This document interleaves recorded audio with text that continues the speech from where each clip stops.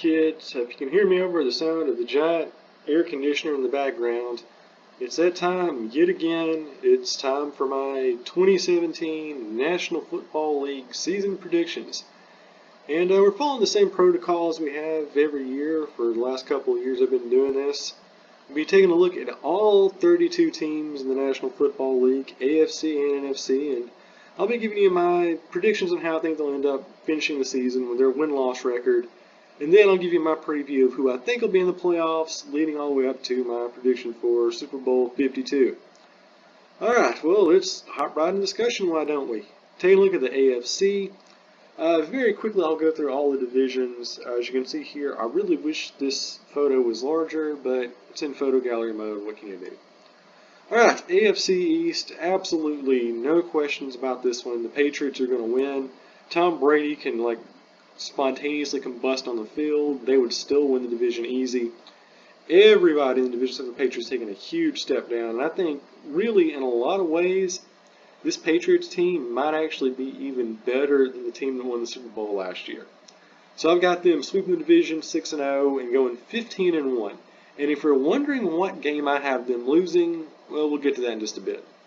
So yeah, for the rest of the division, not a whole lot to talk about. The Jets, as we all know, are going to be horrible. I think the Bills are going to take a pretty big step back. And the Dolphins, they were a playoff team last year. I think this year they go 6-10, not even a factor in the postseason. Sometimes when you have Jay Cutler as your quarterback, just bad things happen. AFC North, going with the pretty easy thing here. I think the Steelers will go 13-3, 5-1 their division. A lot of people think the Ravens will be a really, really solid competitor and a challenger for the title. I think they'll start off pretty hot, but they'll fade down the stretch. So the Steelers, they do have some questions on offense, but still, it might just be the best, trifecta you have. Ben Roethlisberger probably in his final season after all these injuries. You got Le'Veon Bell in the backfield. You've got, all those great receivers out there. This is a very, very dangerous and potent offensive team.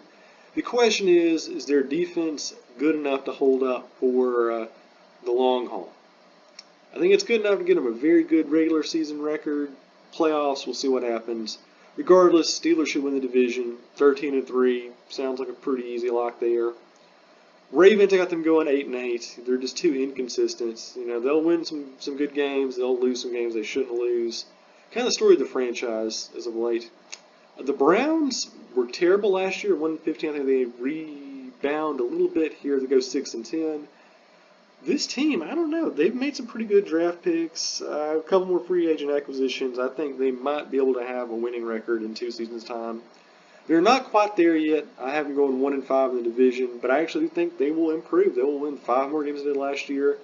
Finish 6-10, which naturally gives them a better record than the Bengals, who I think are just in, minor fire dumpster mode right now. Just a lot of problems with the offense, a lot of problems with the defense. A lot of problems with coaching. That's another big thing that's going on there. I think they go 1-5 in the division, finish 5-11. Very, very disappointing if you're a fan of anything in Ohio this year. It's not the Buckeyes. AFC South, moving along. Texans, I got them going 13-3, winning the division, going 5-1.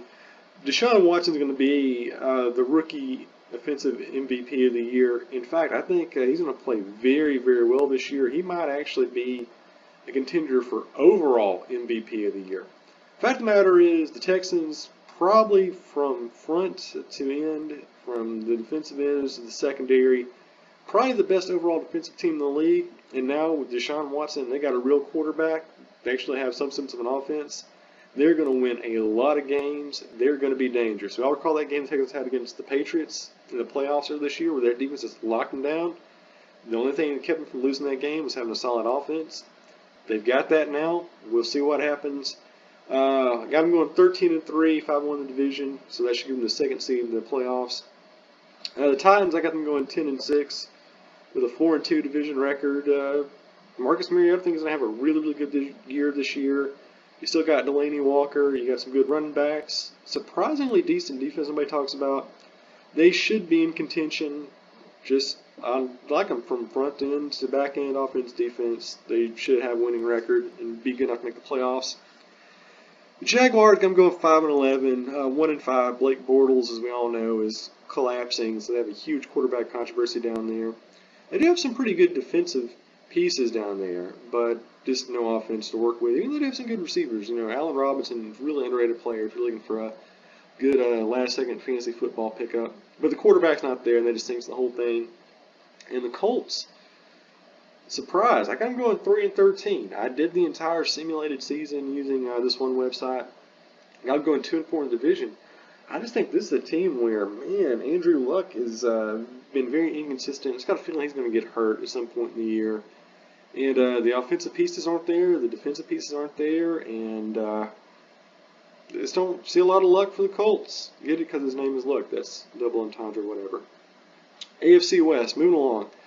Got the Chiefs winning it begrudgingly by virtue of cleaning out the division 6-0, so I think they beat the Raiders twice this year. Not that I want them to, because I'm a Raiders homer, and just going with what I know, I think that's going to give them the decisive tiebreaker. They go 11-5.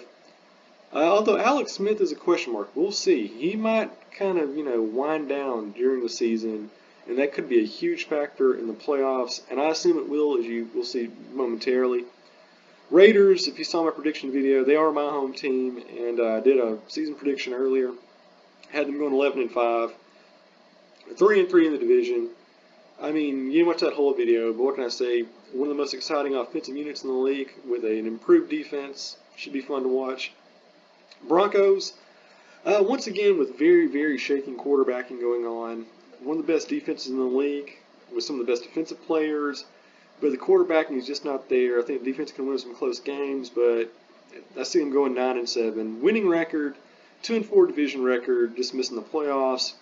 And the Chargers, pending their key pieces can be healthy, which is not really a given considering this franchise. I think they can go 6-10. I think they could be very, very close to a winning record, but I don't know. They just have bad luck, and it's a very, very tough division. They go 1-5 in that, I assume. So a little bit better than we expect, but nothing really to write home about. So if you're a Chargers fan, well, you kind of expect it anyway. All right, I'm going to get a sip of coffee real quick, and then we'll take a look at the NFC. So obviously, starting off with the NFC East. And like I said, I simulated the entire season. There's a website out there. I'll post it in the comment section if you're curious, where you can actually make your pick'em choices for every game of the regular season. And I actually did this 2 or 3 times to get the most accurate results possible.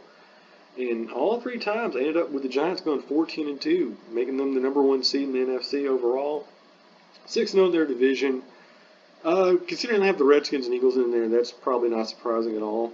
I think they do beat the Cowboys twice. I think they're playing the Patriots. I think that's 1 loss. I think they lose the Raiders. But beyond that, I think they've have a really, really good run down the stretch. I think Eli Manning, he's been very inconsistent the last couple of years, but I think he has a very, very good year. Maybe he makes a run for MVP. I think OBJ is going to put up a lot of yards here. Defense is looking better. I think the run game is much improved. It's going to be a hard team to stop. I have a lot of faith in them. 5th seed overall, I'm going to go with the Cowboys. Got them going 13-3. With a 4-2 divisional record. Of course, 2 losses being to the Giants. Pretty much the same team as last year, well, except with Ezekiel Elliott being out for 6 games. I think that's not going to be as huge a factor as it could be, but they do have, because they have most of their really, really hard games later down the stretch, but still it's going to hurt them. It's going to cost them the division crown. Dak Prescott's going to play good, still has probably the best offensive line in pro football. So yeah, barring Dak Prescott gets hurt and Tony Romo has to get out of the announce booth and go put on a helmet and shoulder pads, Cowboys should be the first wild card and finish with at least a 13-3 record. So as good as last year at least. I got the Eagles going 4-12, 2-4. I think they're going to take a really big step backward this year. Really, what else to say? I mean, they just don't have the defense. They don't really have the receivers. I think they got kind of fluky last year. They had a very, very hot start last year, but I think that was just, a fluke, and obviously their record down the stretch proves it. I think they're going to be in the market for a new quarterback by the time the season's over, just a guess there. And the Redskins finishing 2-14. I think Kirk Cousins will probably get hurt, and they have nobody to throw the ball to. No semblance of defense. Complete dumpster fire as far as coaching goes. 0-6 in division. I got them going 2-14. This will be your worst team in pro football this year. Mark it down. And if you're in the DC area, my condolences. All right, NFC South. Once again, I had to send this thing 3 times, but I kept getting the same response, so I'm going to run with it. Tampa Bay Buccaneers going 14-2. I think they can easily sweep the division 6-0. That would not surprise me at all. I think they're playing the Patriots. That's one of their losses, and if I'm not mistaken, they'll be playing Green Bay. I think that's another loss for them.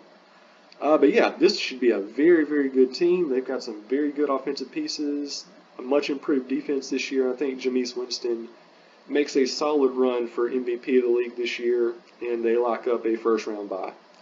Falcons, obviously coming off that heartbreaker of a Super Bowl. I got them going 4-2 in the division, 2 losses being the Buccaneers. And I think they finished 10-6, which should be enough to get them in the playoffs. They're going to be inconsistent. I mean, Matt Ryan's going to have games where he looks really good. There's going to be games where he looks like crap, and the defense is going to be shaky. So, yeah, not as good as the team last year, but I think not as bad either. So they should be good enough to get a winning record. Panthers, I think I'm going 6-10 with them with a 2-4 division record. Cam Newton had a really, really big step backwards in play last year. They got some good weapons. They got that kid from, the white guy from, was it UCLA or USC, one of those schools. He's on the team now. Should be pretty good, but I still don't think their offense is there yet. Give them another year, and I think they'll be back in playoff contention, but they're still rebuilding right now. All the pieces aren't there. The coaching's not consistent enough. I just don't see it. Now, the Saints got AP.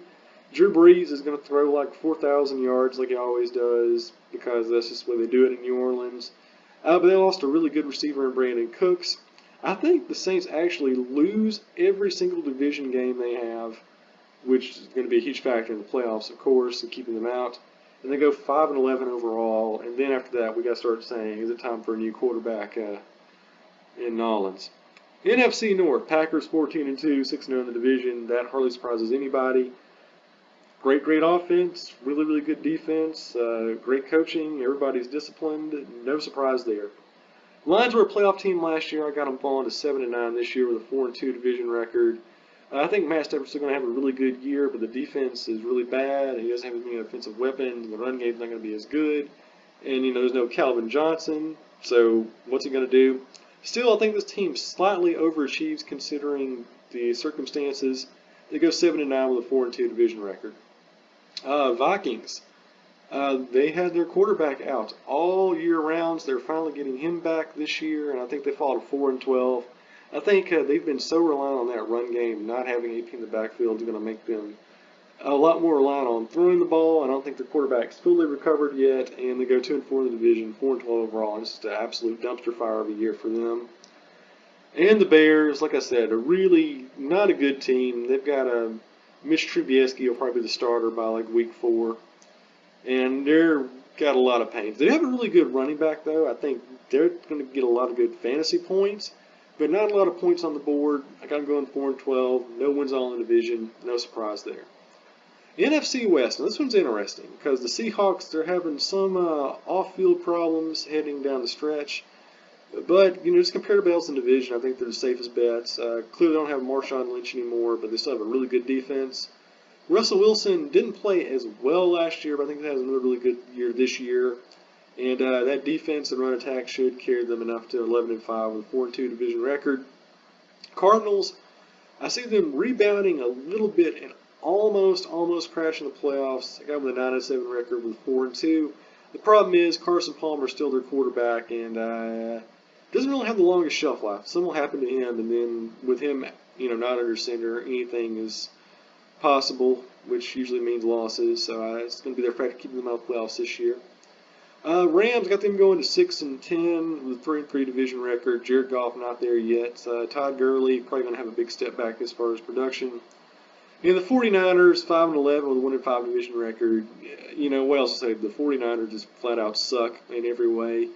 No quarterback, no defense, no receivers. But they luck out. I think the Rams and the Cardinals probably going to drop in a game to them, or at least one game to them. And they have some chump change teams on their schedule this year. I think they can bump off just barely in wars of attrition. So 5-11, a little bit better than most people would assume, but still not even close to being a playoff team.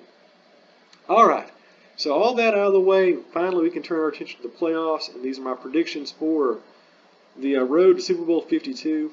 As you'll see over here, we're looking at the AFC. We got the Steelers hosting the Titans. Yeah, I think the Steelers defense way better than the Titans offense. 33-13 win there. And the interesting thing about this, the other game, the Chiefs hosting the Raiders. Like I said this earlier, I think Alex Smith, by the end of the season, he's going to be very deteriorated. And even though I think the Chiefs do beat the Raiders twice in the regular season, I think they get ungodly revenge when they take them on for the third time. I think the Raiders come out and they strike early and just miscue after miscue, and the Chiefs just get swollenly stomped, 38-0.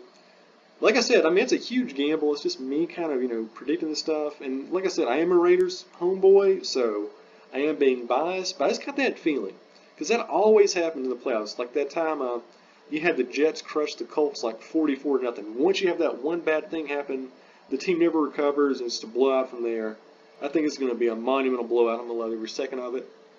Over in the NFC, Cowboys being hosted by the Seahawks. I think the Cowboys should beat them. No surprise there, 26-12. Falcons going to Lambeau Field. I think the Packers should get revenge on them for bumping them out of the playoffs in the Dome last year. I think they win 38-14, which sets up the second round. Patriots and the Raiders. Foxborough, middle of January, snow. I think this is the end of the dynasty. Yes, I had the Raiders being the only team who beat the Patriots in the regular season. I think the Pats go 15-1. They did lose the Raiders in Mexico City. I think the Raiders go in there, and it's pretty much the exact same thing happened in 2002. I think the Raiders go in there, and in the fourth quarter, they rewrite history. Tom Brady gets sacked. He fumbles the ball. Raiders recover. That sets them up. Janikowski, chip shot field goal. Huge, monstrous upset. And I think that is the death knell for what we know as the Patriots dynasty, and perhaps the start of the new Raider Nation dynasty. But we'll see about that later on. I don't want to jump the horse. Then you got the Steelers hosting, the Texans, hosting the Steelers. Really, really good defense, but I think Deshaun Watson is really there to be an elite quarterback. This could be a team that could be a dynasty. This could be like a perennial AFC championship contender in about a season or two. Not quite there yet, so I think the Steelers have that experience factor. I think that's enough to give them the advantage. They win 34-23 in a shootout. Giants hosting the Cowboys, and the Cowboys finally get their revenge. They lost twice in the regular season to the Giants. But then they go into the Meadowlands. It's close early in the first two quarters, but then Dak Prescott starts airing it out, and then Elliott starts running the ball. And the Giants get upset. I think it should be pretty fun to watch.